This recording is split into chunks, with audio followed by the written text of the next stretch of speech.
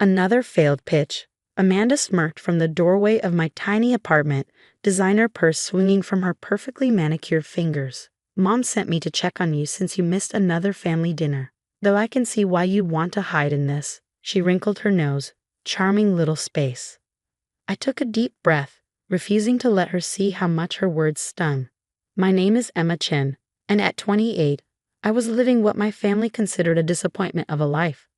While my younger sister Amanda had followed our parents' carefully laid plans, prestigious business school, cushy corporate job, engagement to a wealthy heir, I had chosen a different path. One that currently had me working 80-hour weeks on a tech startup from my one-bedroom apartment in a less than glamorous part of town. I'm fine, Amanda, I said, turning back to my laptop where financial projections and pitch decks filled the screen. Just busy. Tell Mom I'll try to make it next week. She laughed, the sound dripping with condescension. Still chasing that silly dream. When are you going to grow up and join the real world? Dad's offering you a position at the firm again.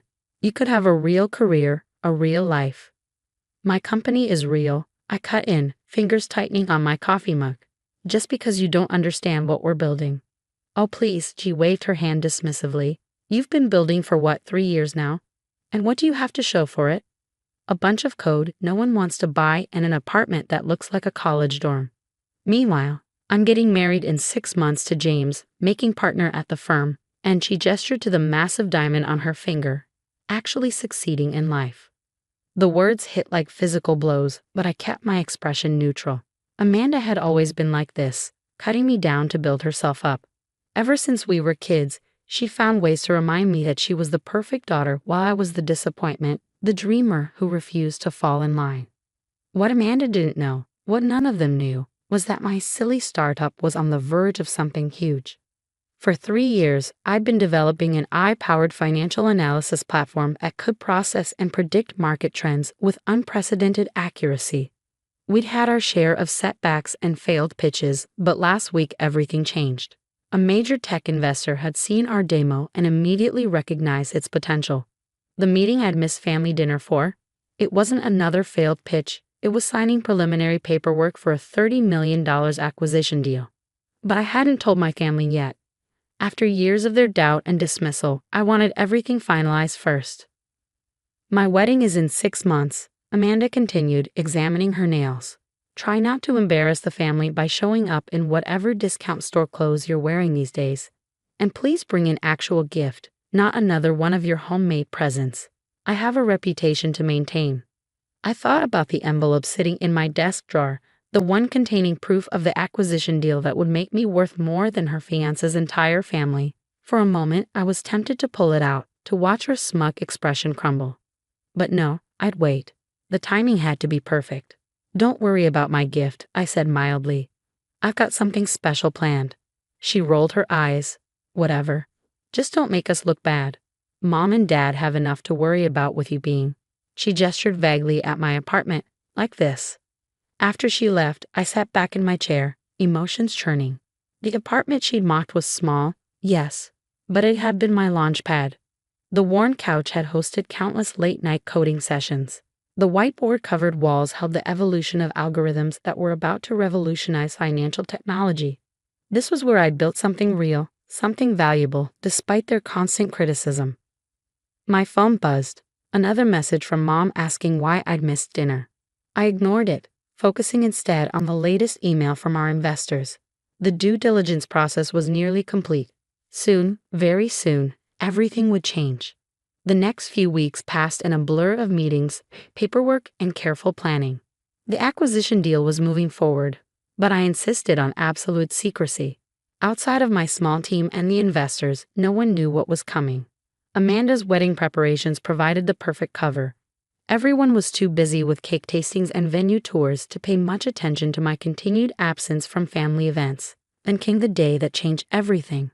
I was in my apartment, surrounded by my usual chaos of coffee cups and laptops, when my phone lit up with a notification. The final paperwork had been signed. The deal was done.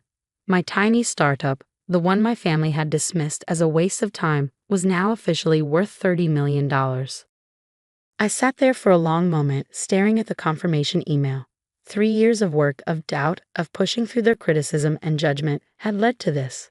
I thought about all the family dinners I'd missed, all the snide comments I'd endured, all the times they tried to convince me to give up and be realistic. My hands shook slightly as I opened my desk drawer and pulled out the envelope I'd been saving. Inside was a simple document, proof of the acquisition and my new net worth. Amanda's wedding was in 2 weeks. After years of being the family disappointment, I was about to give my sister a wedding gift she'd never forget. But as I looked at the envelope, a plan started forming in my mind. The acquisition was just the beginning. If they thought this was the extent of my success, they had no idea what was coming next. Because while the company was worth $30 million now, I knew its true potential. This was just phase 1. I picked up my phone and finally replied to my mother's latest message about wedding preparations. "Don't worry," I typed, a small smile playing at my lips.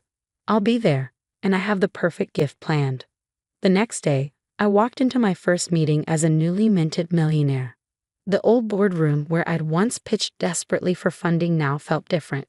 The investors who had believed in us sat around the table, but there were new faces too, representatives from the acquiring company eager to discuss next steps. Emma, the lead investor, smiled warmly. "Congratulations again.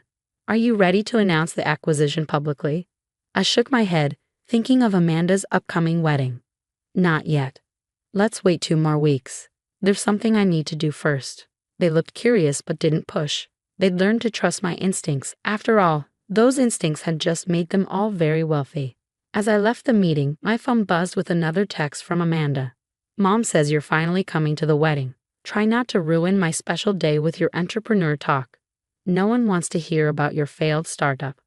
I smiled, tucking the phone away without responding. In 2 weeks, they'd all understand exactly what I'd built. But the acquisition wasn't the only surprise I had planned. Sometimes the best revenge isn't about proving people wrong. It's about proving yourself right in ways they'd never imagined possible. The 2 weeks leading up to Amanda's wedding passed in a whirlwind of activity. While my family was consumed with final dress fittings and seating arrangements, I was quietly laying the groundwork for what would come after the acquisition announcement. The morning of the wedding dawned bright and clear. I stood in front of my mirror, adjusting the designer dress I'd bought specifically for this occasion. My first real splurge since the deal closed. The price tag would have made my old self flinch, but today it felt like armor. "You're late," my mother said sharply when I arrived at the church.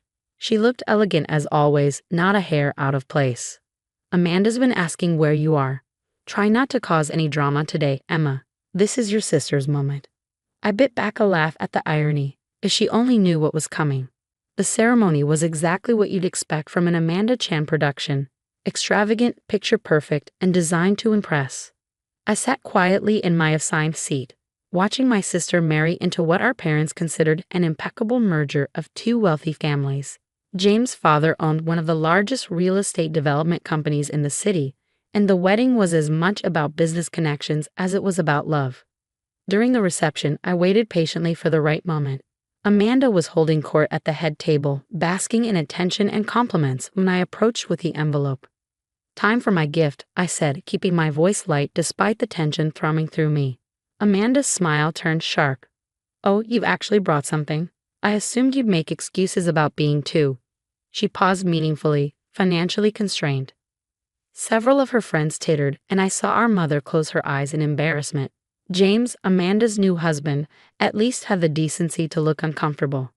"Open it," I said simply, holding out the envelope. She took it with perfectly manicured fingers, her expression dripping with disdain. "If this is another one of your homemade certificates or whatever."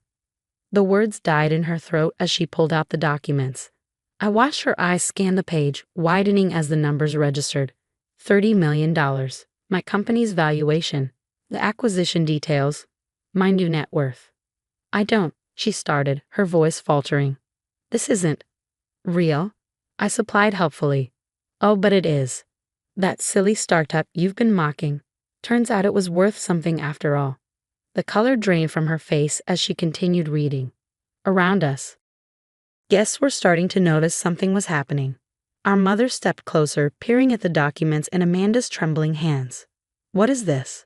she demanded, but I could see she already understood. The implications were hitting her like physical blows. All those times she'd sided with Amanda. All those lectures about being practical. All those disappointed sighs when I missed family events to work on my company. It's exactly what it looks like, I said calmly.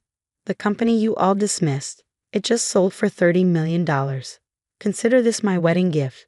Proof that sometimes the path you don't understand turns out to be the right one after all. Amanda's hands were shaking now, the paper crinkling in her grip. But you live in that tiny apartment. You're always working. You never have money for anything. I smiled, thinking of all the nights I'd stayed up coding, all the investor meetings I prepared for while they assumed I was failing. That's what building something looks like, Amanda. Not all of us start at the top. Our father had joined us now, his face a mask of confusion and dawning realization. He'd spent years trying to convince me to join his firm, to follow the path he'd laid out. Now he was staring at proof that my chosen path had led to more success than he could have imagined. "Why didn't you tell us?" he asked, his voice uncharacteristically uncertain. "Would you have believed me?" I countered. "Or would you have dismissed it like everything else I've done that didn't fit your plan?" The silence that followed was deafening. Around us, wedding guests were whispering, the news already starting to spread. Amanda's perfect day was being overshadowed by the revelation that her unsuccessful sister had just become the wealthiest person in the room. But this wasn't about upstaging her wedding. This was about something bigger, about proving that success doesn't always look the way people expect it to. And more importantly, this was just the beginning. "There's more," I said, pulling out another document from my clutch. "The acquisition, that's just phase 1. Our technology is being implemented across major financial institutions starting next month. The projected valuation after integration." I paused, letting the moment stretch. "Over 100 million. Amanda sank into her chair, the elaborate white dress pooling around her, her perfect wedding, her carefully cultivated image as the successful sister. All of it was crumbling in the face of what I'd built. But you can't," she stammered. "This isn't. You're supposed to be the failure," I finished for her, "the disappointment, the one who needed to grow up and join the real world." Funny how things turn out, isn't it? Our mother was still staring at the documents, her social mask cracking for the first time I could remember. "Emma," she started, but I held up a hand. "Save it," I said quietly. "This isn't about revenge or proving you wrong. This is about proving myself right, something you never gave me the chance to do." The weight of those words hung in the air. Years of dismissal, of subtle and not so subtle put-downs, of being treated like the family disappointment. All of it was being rewritten in this moment. But as I stood there, watching my family process the magnitude of what I'd achieved, I felt strangely empty. The vindication I'd expected, the satisfaction of finally showing them how wrong they'd been, it wasn't quite what I'd imagined. Because the truth was, I hadn't built my company to prove them wrong. I'd built it because I believed in what I was creating. Their approval or lack thereof had stopped mattering somewhere along the way, replaced by something more powerful, belief in myself. The reception continued around us, but something fundamental had shifted. The perfect image my sister had crafted was now tinged with the knowledge that she'd spent years mocking someone who had quietly built something extraordinary. As I turned to leave, Amanda grabbed my arm. "Wait," she said, her voice small. "You can't just. This was supposed to be my day." I really looked at her, and saw something I'd never noticed before. Fear. Fear that maybe she'd chosen the wrong path. Fear that all the certainty she claimed about success and failure might have been wrong. "It still is your day," I said gently, "but it's also the day you learn that success doesn't always look the way you think it should." With that, I walked away from the head table, leaving my family to grapple with the implications of what they just learned. But this wasn't the end of the story, not by a long shot. Because what they didn't know, what none of them could have guessed, was that the next phase of my plan was about to change everything again. The aftermath of Amanda's wedding was even more dramatic than I'd anticipated. Within days, news of the acquisition had spread through our family's social circles. The same people who had whispered about my wasted potential were now scrambling to congratulate me, to claim they'd always known I would succeed. But the real changes were happening behind the scenes. The Monday after the wedding, I walked into my company's new offices, a far cry from my tiny apartment. Floor-to-ceiling windows offer views of the city skyline, and the space buzzed with energy as our expanded team worked to implement our technology across major financial institutions. Emma, my assistant, called out as I passed her desk. Your mother's called 3 times this morning, and your father left 2 messages about meeting for lunch. I nodded, unsurprised.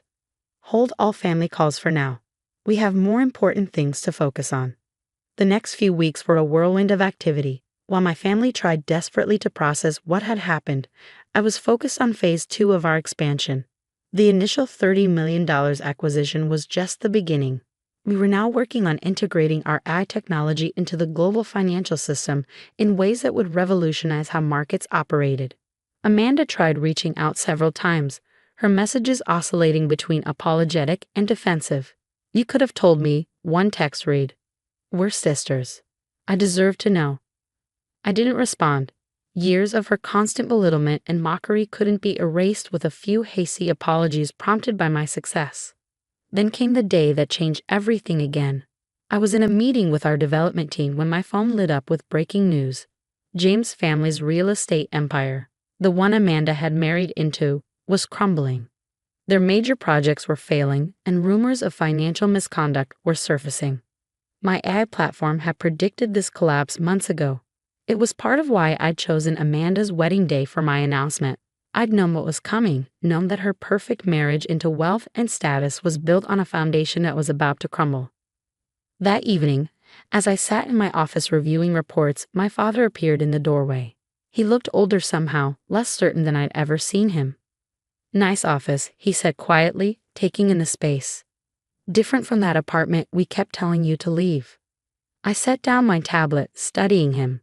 What do you want, Dad? He shifted uncomfortably. Amanda's struggling. James' family situation. They're going to lose everything. She doesn't know what to do.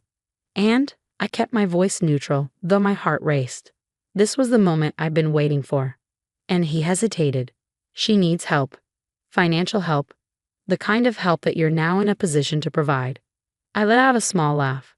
You mean she needs money from the sister she spent years mocking? From the silly startup she couldn't be bothered to understand. Emma, please, he said, and for the first time in my life I heard real emotion in his voice. I know I didn't support you. I was wrong. We were all wrong, but she's still your sister. I stood up, walking to the window. Below, the city lights twinkled, reminding me of all those nights I'd spent working while my family assumed I was failing. Did you know, I said conversationally, that our ad platform predicted James' family's collapse 6 months ago? We saw the signs, the patterns, the inevitable crash coming. That's what our technology does. It sees what others miss. He stared at me, realization dawning. You knew. At the wedding, you knew this was coming. I turned to face him. I knew everything. I knew their company was failing. I knew Amanda's perfect life was about to implode. And I knew that eventually you'd all come asking for help. So this is revenge, he asked, his voice tight. Letting your sister suffer to prove a point. No, I said firmly. This is business. The same business you all dismissed as a waste of time. The same business that's now worth more than James' family ever had. I walked to my desk and pulled out a folder. Inside is an offer, not charity, but a real business opportunity. Our company needs someone to manage corporate communications. Someone who understands both technology and high society. Amanda's actually qualified for that, despite everything. The salary's excellent, the benefits are comprehensive, and it comes with stock options. My father took the folder with trembling hands. You're offering her a job. I'm offering her a chance, I corrected. The same chance none of you ever gave me. She can take it or leave it, but it's a real opportunity to build something of her own, instead of just marrying into someone else's success. He opened the folder, scanning the details. This is generous. It's fair, I said, and it comes with conditions. She'll start at entry level like everyone else. She'll have to prove herself like everyone else. And most importantly, she'll have to acknowledge publicly that she was wrong about me, about my company, and about what success looks like. And if she refuses, I shrugged, then she can figure out her own path forward, just like I had to. He nodded slowly, understanding finally settling over his features. You're not the same person you were, he said quietly. No, I agreed. I'm the person I always was. You just never took the time to see it. As he left my office, folder clutched in his hands, I felt a weight lift from my shoulders. This wasn't about revenge or proving them wrong anymore. It was about creating something new from the ashes of their expectations. The next day, Amanda called. For the first time in our lives, she didn't speak with contempt or condescension. Instead, her voice was small, uncertain. "Did you mean it?" she asked. "The job offer?" "Every word," I replied. "But it won't be easy. You'll have to work harder than you ever have before." There was a long pause. "I don't know how to do that," she admitted finally. "Work hard, I mean, not like you do." "I know," I said softly. "But you can learn, if you're willing to try." Another pause. "Will you? Will you teach me?" The question hung in the air, heavy with implications. This was my sister, the golden child, asking me, the one they dismissed, for guidance. "Yes," I said finally, "but not because you're my sister. Because everyone deserves the chance to prove themselves. Even you." Over the next few months, something remarkable happened. Amanda threw herself into the role with determination I'd never seen from her before. She worked late, asked questions, learned everything she could about our technology. Slowly, the entitled socialite began to fade, replaced by someone who understood the value of building something real. Our parents watched from a distance, unsure how to navigate this new dynamic where their successful daughter worked for their rebellious one. But I didn't need their approval anymore. I had built something larger than their expectations, something that was changing the financial world in ways they were only beginning to understand. 1 year after Amanda's wedding, our company's valuation hit $150 million. The AI platform had exceeded even my ambitious projections, becoming an essential tool for financial institutions worldwide. Amanda had earned a promotion, not because she was my sister, but because she genuinely proven herself valuable to the company. As I sat in my office reviewing the latest projections, I thought about that tiny apartment where it all started, about all the doubts and dismissals I'd endured, about the long journey from being the family disappointment to becoming someone who could offer others a chance at redemption. My phone buzzed with a text from Amanda. "Team meeting in 5? I have some ideas for the new communication strategy." I smiled, remembering her sneers about my silly startup. Sometimes the best revenge isn't about proving people wrong. It's about giving them the opportunity to prove themselves right in ways they never imagined possible. On my way, I replied, standing up and gathering my notes. Outside my office, the company I built hummed with activity, a living testament to what happens when you believe in yourself even when no one else does. This wasn't the end of my story, it was just the beginning. Because sometimes the greatest success isn't in proving others wrong, but in showing them a better way forward. And as I walked into the meeting room where my sister waited, I knew that this was the real victory, not just building a successful company, but building a bridge across the chasm of doubt and dismissal that had separated us for so long. The future stretched out before us, full of possibilities neither of us could have imagined at that wedding a year ago. And this time, we would face it together, both of us finally understanding that true success isn't about following someone else's path. It's about having the courage to forge your own.